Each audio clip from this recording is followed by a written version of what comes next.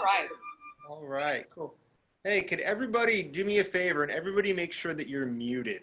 So that way we don't get any echo. And also there's going to be a lot of opportunity for you to play along with me as well too.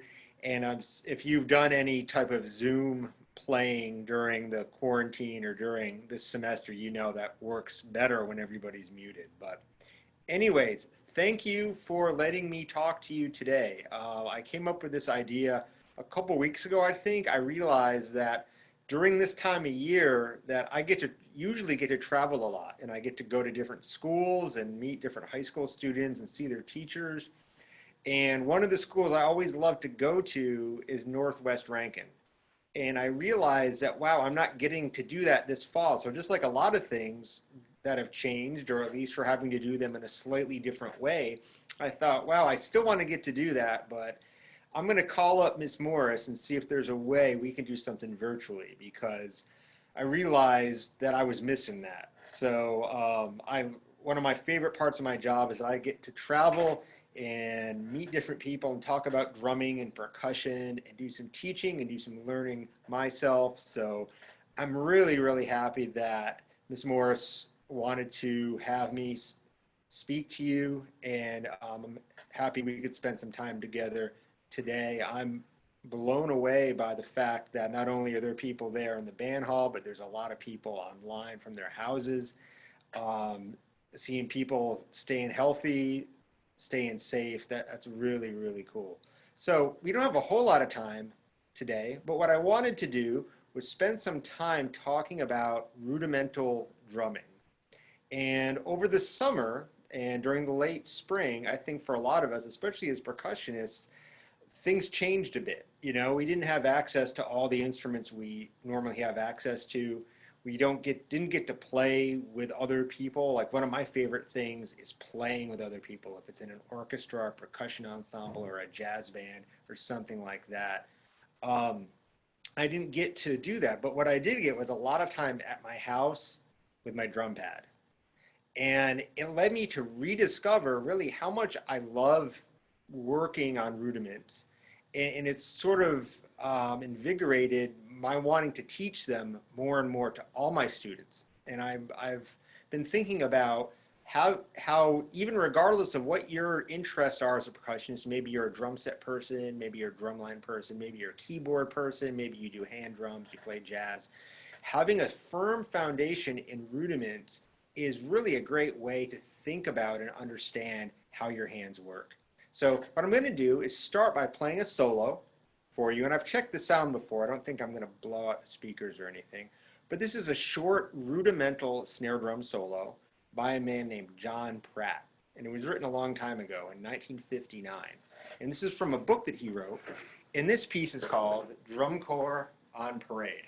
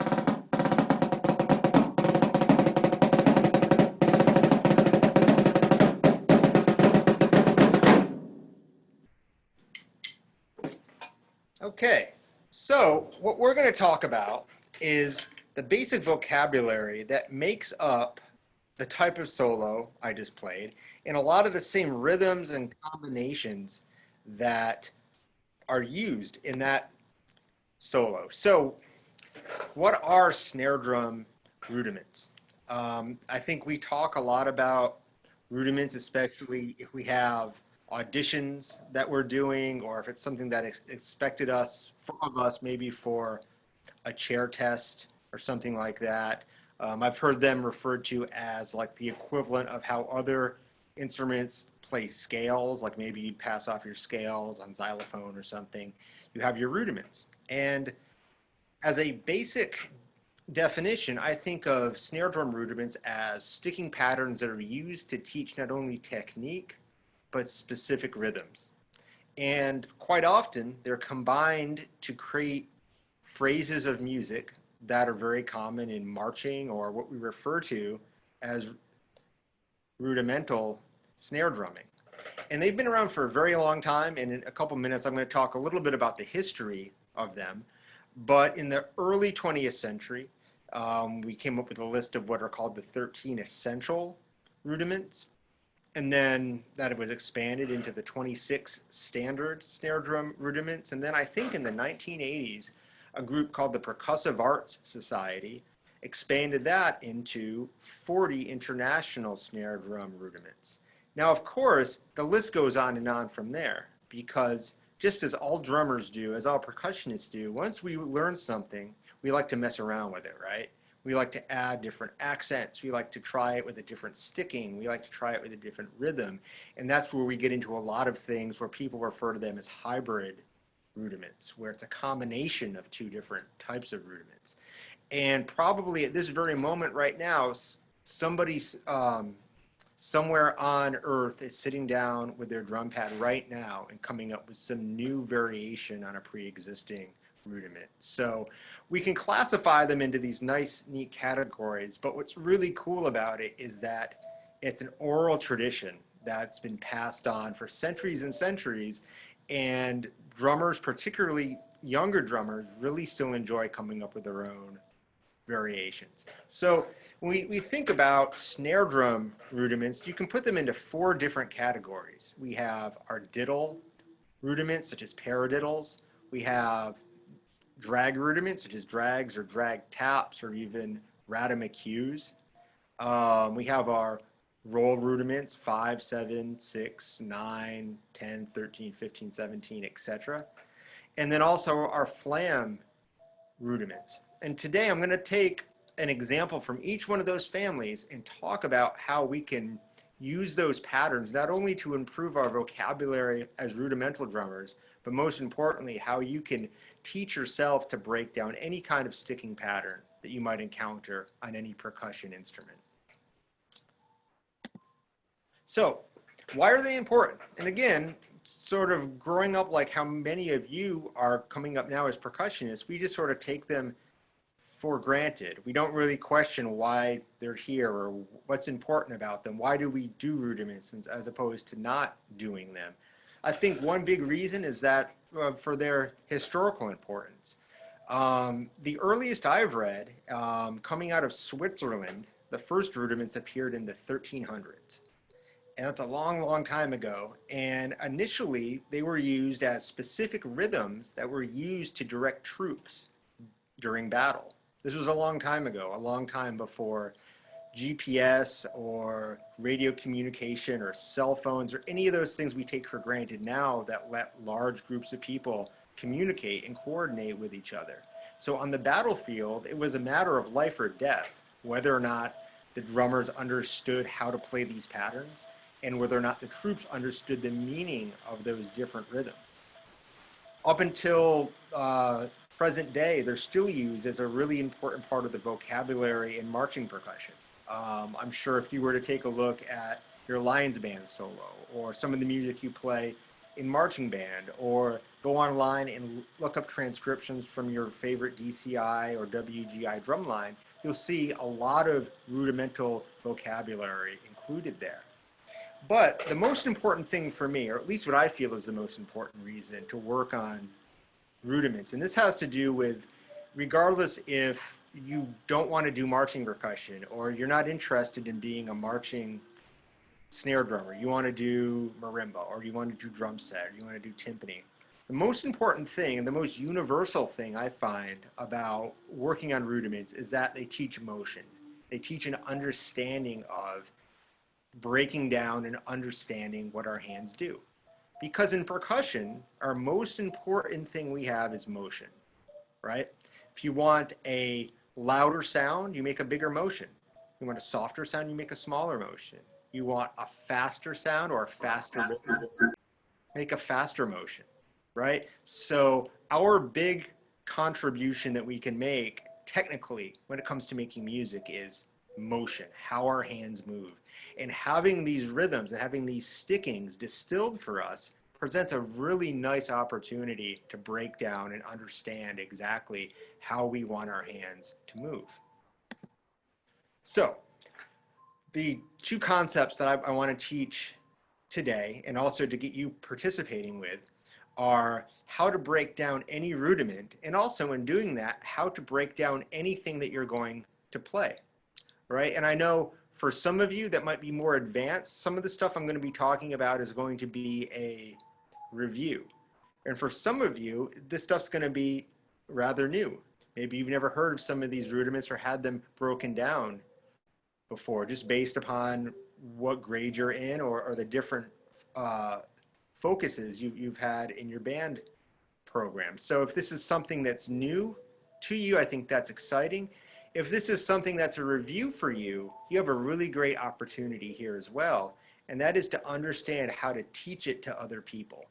Just as you get older and more advanced in a program, you start to take over as leaders in that program. Even if you're not the official section leader or drumline captain or pit captain, you have a really great opportunity to serve as a role model and help out Miss Morris and the rest of your directors there by using some of these skills to now have a way of breaking them down to teach the younger and lesser advanced students in your program. Okay, so the first thing that we're going to do as we go through these different rudiments is focus on the sticking and the rhythm only, right? I think that can simplify a lot of things, because as we get into accents, that's usually where some of the confusion takes place. Then as we add our accents, we're going to isolate one stroke at a time. And I'll do this with my own students here at MSU, where we'll just start with one note. Then we'll add on the next note and add on the note after that. And what you'll find is how I teach that there are only three basic things that your hands are going to do. There are three types of motions, three types of strokes. There's a full stroke where your hand is going to start at one height, and then the next note on that hand is at the same height. So it's going to return back. I call that a full stroke. Or you're going to start with one note, and the note after that is going to be lower. So I'm going to leave my hand down after playing it, setting it up for that lower note. I call that a downstroke. And then lastly, starting with a softer note, which is going to be followed by a note on that same hand, which is higher. I call that an upstroke, right? And there's a lot of different variations within that as far as how much you let it rebound, how exactly where you stop it or where you pull it up to. But I have yet to find a fourth type of basic motion. I think especially when you're analyzing what you want your hands to do, or if you're teaching what you want your students' hands to do, everything's going to fall within one of those three big categories.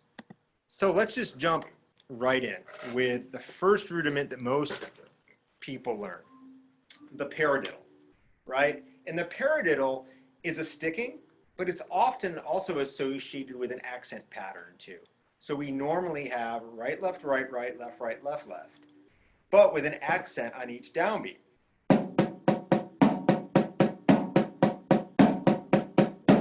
Right? So what I want everybody to do, grab your sticks, and I want everybody to set up with your sticks like this.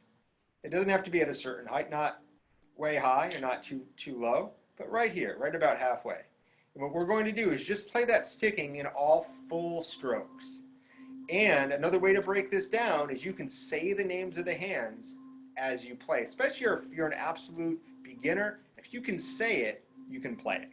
So here we go, really slow. 1 and 2 and 3 and 4 and right, left, right, right, left, right, left, left, right, left, right, right, left, right, left, left. Cool? Now, so that's the sticking. Usually for most people, that's not the hard part. The hard part is now when we introduce the accents. So what I want to do is just isolate that first note. So we're going to start with just the first note. We're going to go a step before even what my second example is there, where it says isolate the downstroke. We're just going to play the first note. So 1 and 2 and 3 and 4, and everybody join in. 2 and 3 and 4 and 1 and 2 and 3 and 4 and 1 and 2 and 3 and 4 and I know that I'm doing it right if the stick doesn't pop back up. Because if it does this, oh, that's not a downstroke. That's more of a full stroke. So now once I have my downstroke, I'm going to add that second note, which is a low note. 1 and 2 and 3 and 4. Whenever you're ready, join in. 2 and 3 and 4 and 1 and 2 and 3 and 4 and 1 and 2 and 3 and 4 and. Cool, so I have my downstroke, and my second note is right down here. Now what I'm going to do is add that third note.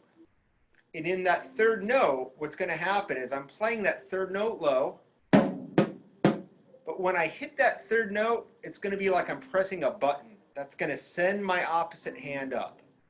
1 and 2, 3 and 4. Cool? So see, when I press that button, and 2, 3 and 4, I make an upstroke from my opposite hand. So everybody try that with me. This is the example at the bottom of the screen. 1, 2, ready, go. 1 and 2, 3 and 4. 1 and 2, 3 and 4. 1 and 2, 3 and 4. 1 and 2, 3 and 4. Now what we're going to do is just add in that last note down at the lower level, but guess what? Our opposite hand is already in place to play that next accent, right? You've already won that battle because you've used that upstroke to bring it into place where it needs to play from. Here we go. 1 and 2 and 3 and 4 and 1 and 2 and 3 and 4 and 1 and 2 and 3 and 4 and 1 and 2 and 3 and 4 and 1 and 2 and 3 and 4 and. Cool? Now at a slower tempo, you might be thinking, man, Dr. Baker, this is boring. Like, what does that have to do with anything? I'll show you. As we get faster,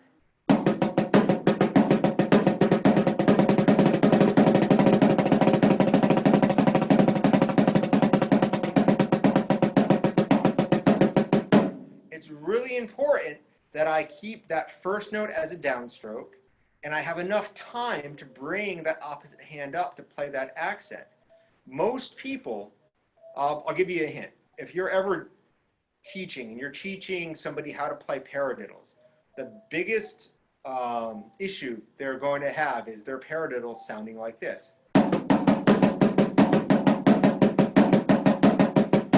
One, they sound uneven, but all of the unaccented notes are way too high. And most teachers will say, play your unaccented notes lower, play them lower, play them lower.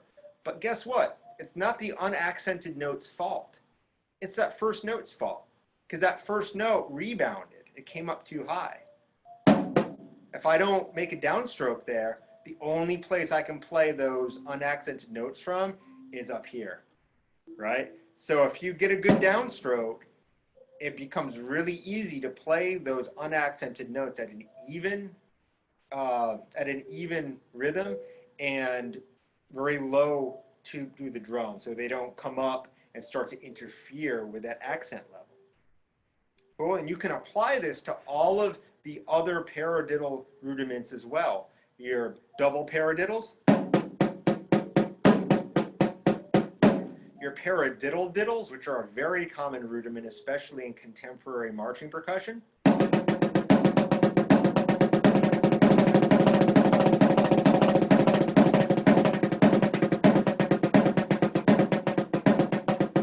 Notice how I'm keeping that first note down and then also taking time to bring it back up.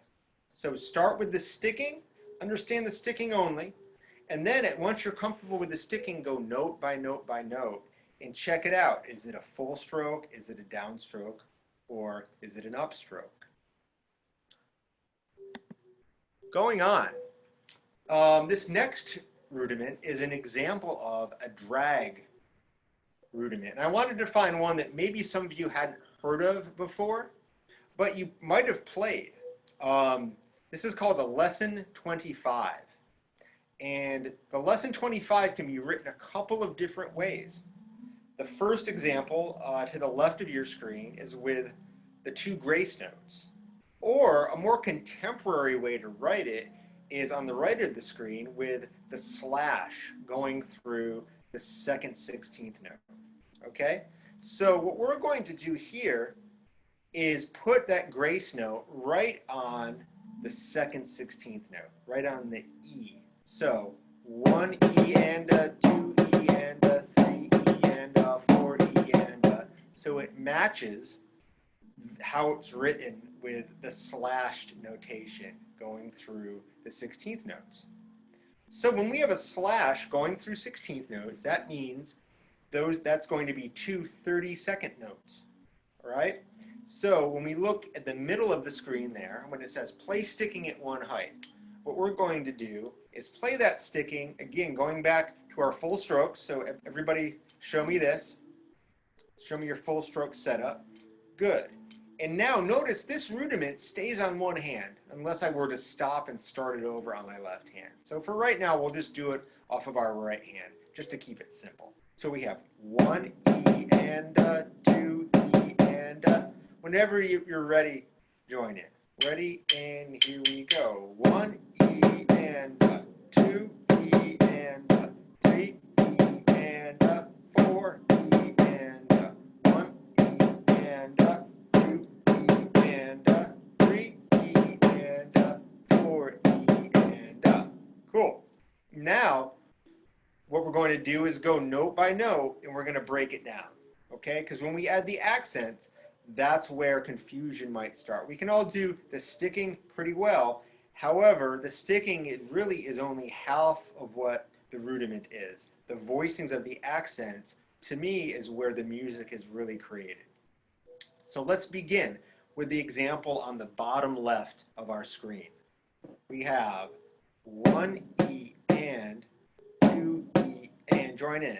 1 E and 2 E and 3 E and 4 E and you'll notice what I'm doing here. I have two types of strokes.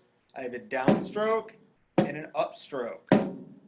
So if I take out my left hand, if I break it down even further, my right hand is just doing this. And I add my left hand. As soon as I hit that third note, it's like I'm touching a hot stove. It pops back up. Down, up, down, up, down, up, down, up. Cool. Now we're going to add the drag where we double that second note, but we're not going to change anything about the height or about the placement of where that note is. We're just going to double it. 1 E and 2 E and, try that. 1 E and 2 E and 3 E and 4 E and. Notice I'm not lifting, I'm not going. I'm just playing it right from where it is. Right now, I'm going to add in that last note, not changing anything else. 1 E and 2 E and 3 E. Right? Whenever you're ready, just join in. 2, ready, go. 1 E and 2 E and 3 E and 4 E and a little faster and 2 E and 3 E and 4 E and 1. Good. Now, the thing that a lot of people are going to miss, or again, if you're ever having to teach this, a quick little tip is that most of the time they're going to make one of two mistakes. One, they're going to lift for that drag way too much. They're going to go, which at a slower tempo isn't going to mess you up, but as it gets faster, it makes it really uneven. And also, you lose that voicing of the accent and then all the other stuff being lower. Also, very much like the paradiddle, they're going to let that first note come up too high. Right? So making sure we leave that note down, making sure that first note's a downstroke. And again, I love going through rudiments really slow and going note by note by note and checking out what your hand is doing right after each note. Because the next note is only going to be as successful as what the hand did on the previous note, right? And that's something you can do as a very beginner and something I do even with the Mississippi State snare line here. If we're playing a paradiddle passage and the inside notes are way too high and the tempo is getting messed up, we'll go note by note and we'll think about the downstrokes, we'll think about where those upstrokes are. Because a lot of times we get so used to playing rudiments, we tend to take them for granted, and we don't really think about the potential there to really make an exaggeration of what each hand is doing. All right, so I wanted to give one example of a roll rudiment, and for most people, this is the first one they learn. I think for me, it was the first one that I learned when I was younger, a long, long time ago, back in the 1830s. And just like the lesson 25, the 5-stroke roll can be written a couple of different ways. The more traditional way of writing it is on the far left of your screen with the 8th notes with the 2 slashes. Or you might see it written in a contemporary way in the next little example over with the 2 16th notes with the slashes through them. That means the same exact thing, okay? And if we were to break that down, and we look at the third example there, that's what the actual sticking is. So 1 E and 2 and 1 E and 2, or sorry, 1 E and 1 E and 2 E and 1 E and 2 E and 1.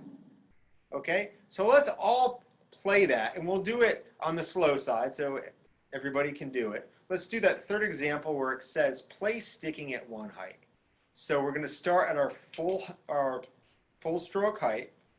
We get 1 E and 2 E and right, left, left, right, right, left. Right, right, left, left, right. Whenever you're ready, join in. Ready, go. Right, left, left, right, right, left. Right, right, left, left, right. Left, left, right, right, left. Right, right, left, left, right. Left, left, right, right, left. Right, right, left, left, right. Left, left, right, right, left. Right, right, left, left, right. Cool. So that's the basic sticking of a 5-stroke roll. As I speed it up, when it's slow, I might use a lot of wrist. As it gets faster, I'm going to use a little more fulcrum and use the rebound off the drum. But regardless of tempo, that's the rhythm, that's the sticking. Now, just like most other rudiments, the accent is going to be very important. So when we introduce the accent, let's break it down. Let's take a step back. Let's play just what I call the check pattern or the roll skeleton. And some of you may have experienced this like in drumline, where if you're trying to clean a passage that has rolls in it, you're going to take out the doubles and just play the rhythm, the hand motion in which your hands are moving to get the rhythm together. And then once that's set, we're going to add the doubles back in. So let's begin with the slide that's on your bottom left. It says isolate downstrokes and upstrokes without the doubles. So I have downstroke, upstroke, downstroke, upstroke, downstroke, upstroke, downstroke. Whenever you're ready, join it. Ready? Go. Down, down. Right, left, right, left. Right, left, right. Left, right, left. Right, left, right. Left, right, left. Right, left, right. Good. And you should be able to watch your hands at this tempo. Is that first note staying down? Or am I not thinking about it and I'm letting it rebound? It has to stay down. Down. And then am I lifting it up to that same original height? And by downstroke, I don't want to confuse it with playing tense. All I'm doing is just stopping my hand. I'm not squeezing my stick. I'm not squeezing the fingers around my stick. That creates tension. That creates all kinds of problems in your hands, in your wrist, and your fingers. All I'm doing is keeping my fingers relaxed so they can absorb the momentum of that stick, and I'm leaving the stick down. Now what we're going to do is add the first double. And that double is going to do two things. One, it's going to start low, but as soon as I play it, I'm going to come back up. So the second note of that double is actually an upstroke.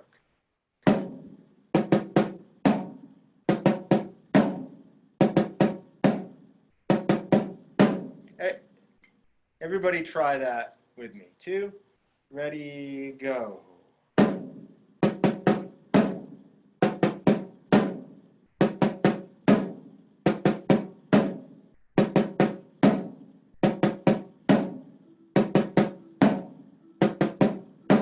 Cool. Then let's put it all together now. So we're going to add the last double, still keeping the downstroke on the first beat, still keeping the upstroke in that first double. So we get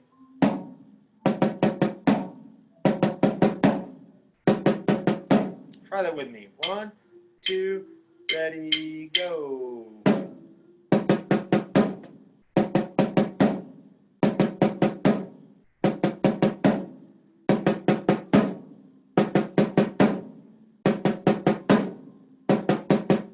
And then once you're comfortable with that, as you speed it up, you'll notice having those two motions already in your muscle memory makes it much easier to speed up, but speed up in a way where you're going to be able to keep that accent to tap height.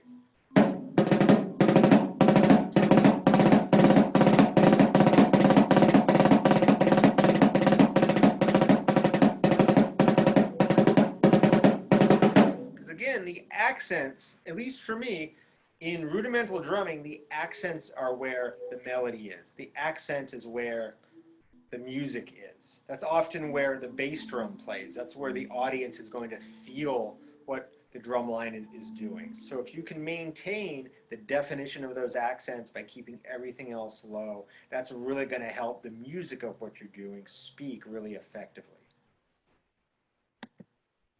And then the last rudiment I wanted to talk about for today was a flam rudiment. And I wanted to find one that maybe just wasn't basic flams, was maybe something we could show how building off of a pre-existing flam pattern, we could get into another rudiment. So flam taps for me are the perfect example of if you have really good downstrokes and upstrokes, and you just simply add on another note. So what I'd like for everybody to do is we're going to just start by playing alternating flams. All right, so our alternating flams, we have right, left, right, left, right, left. And notice as I'm doing that, it's like a seesaw. One goes down, the other comes up. So you can play in freeze and check yourself. Okay. So that way, what was high needs to be low. That's a downstroke. What was low needs to be high. That's an upstroke. So I know if that next flam is going to sound good or not before I play it. Because if I'm set up like this, there's nothing in the world that's going to make that a bad sounding flam. But if I do this, and I don't come up high enough on that next hand, I'm not going to have consistent flams. Or if I let my grace note hand rebound back up, No, I'm going to have a grace note that's too high. The flam's probably going to sound flat. So let's start with just our alternating flams. All right, join in when you're ready. And I'm keeping it slow because maybe not everybody's totally confident with flams. I know it's early in the year. We have some younger folks here. Good. Now check this out. If we look over at the next example where it says isolate right hand flam tap, all I'm going to do is add a right hand. Right, right, right, right. I'm already low to the drum because of that downstroke. I'm just going to add an extra note. Everybody do that with me.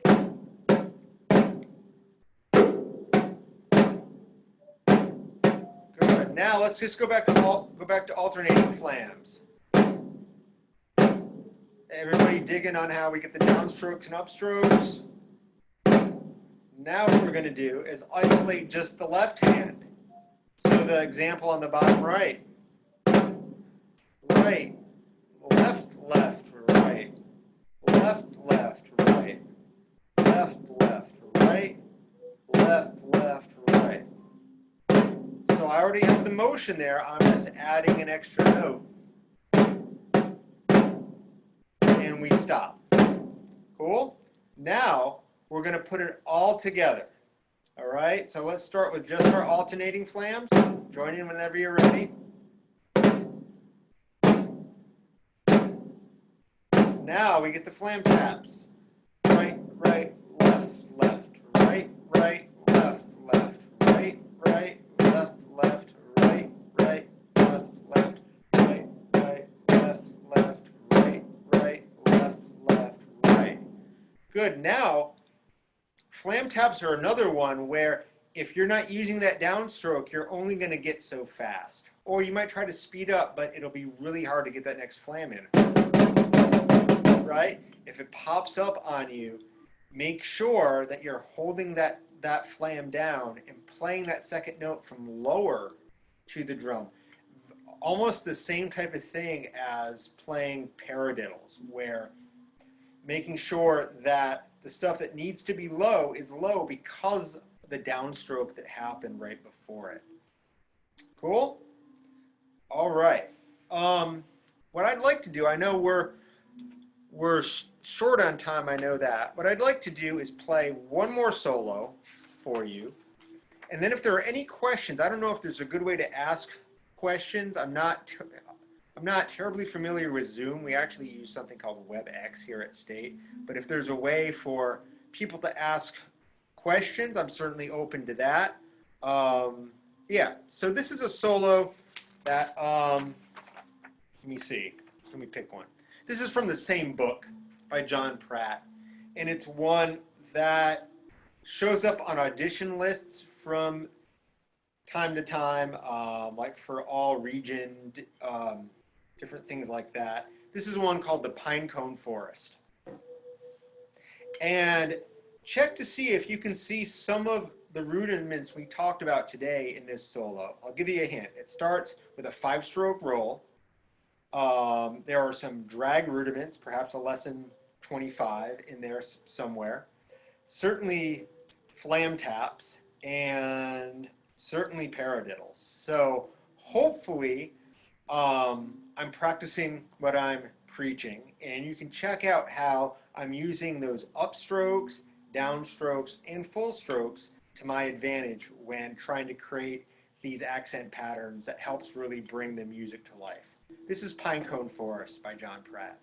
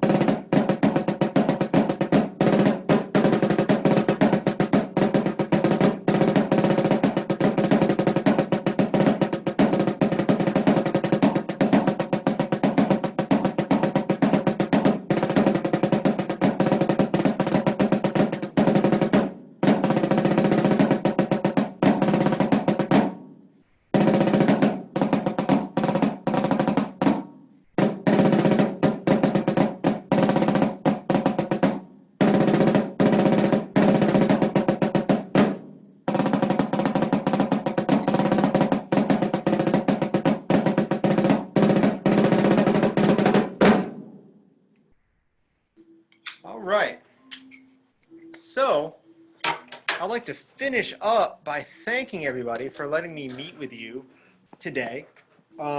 This is my first sort of group clinic I've done for a class. I've done like some one-on-one things. So it's really kind of weird. I feel like I'm talking at a computer and we don't really get the same interaction that we get if we were doing this live. So before we see if anybody has any questions, if anybody ever wants to contact me, if something pops into your mind, like you're thinking through some of the stuff we talked about, and if you have any questions or if your teachers have any questions, my email is up there, jcb419@msstate.edu. You can also check out some of the cool stuff we have in our music and percussion and band programs by going to the websites we have there. From the msstatepercussion.weebly.com, you can check out our Facebook and our YouTube and all those things. So I know it's always fun to look at what different programs are doing online. So feel free to take a picture of that or write that down, and feel free to contact me or check out any of that information as you might be interested in it. Are there any questions?